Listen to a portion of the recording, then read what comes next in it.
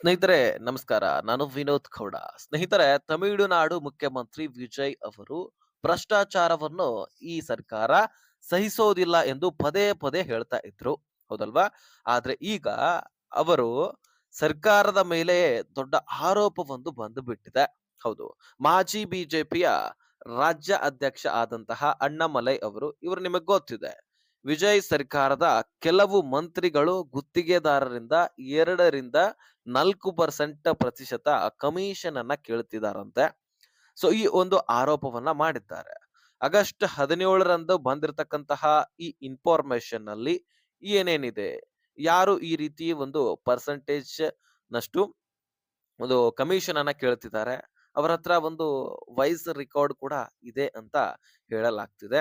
So ಬನ್ನಿ ಹಾಗಾದ್ರೆ ಈ ಎಲ್ಲ ವಿಷಯದ ಕುರಿತಾಗಿ ಕಂಪ್ಲೀಟ್ ಆದಂತಹ ಮಾಹಿತಿಯನ್ನ ನಾವು ಗಮನಿಸ್ತಾ ಹೋಗೋಣ. ಸಾಧ್ಯವಾದ್ರೆ ಈ ವಿಡಿಯೋನ ನೀವು ಕೊನೆವರೆಗೂ ವಾಚ್ ಮಾಡಿ, ಬಹಳ ಇಂಟ್ರೆಸ್ಟಿಂಗ್ ಆದಂತಹ ಮಾಹಿತಿ. ಸ್ನೇಹಿತರೆ, ಚೆನ್ನೈನಲ್ಲಿ ಭಾನುವಾರ ನಡೆದ ಪರಿಸರ ಜಾಗೃತಿ ಕಾರ್ಯಕ್ರಮದಲ್ಲಿ ಅಣ್ಣಾಮಲೈ ಅವರು ಮಾತನಾಡಿದ್ರು.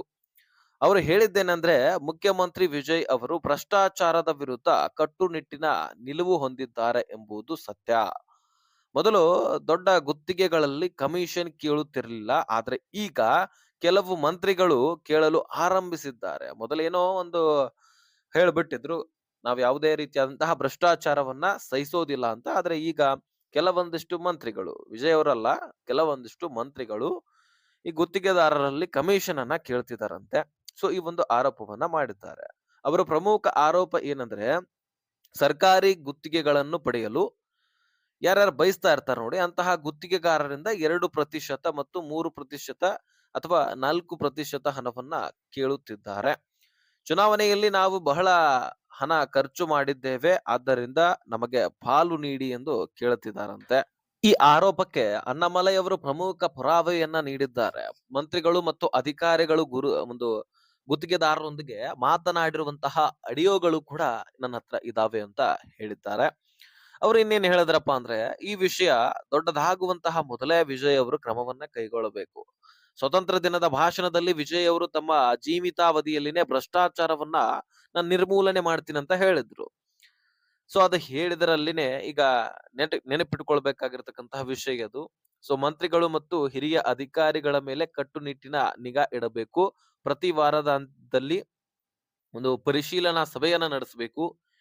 ಇಲ್ಲದಿದ್ದರೆ ಆಡಳಿತ ಹಳಿಯನ್ನೇ ತಪ್ಪು ಬಿಡುತ್ತೆ ಅಂತ ಒಂದು ಸಲಹೆಯನ್ನ ನೀಡಿದ್ದಾರೆ.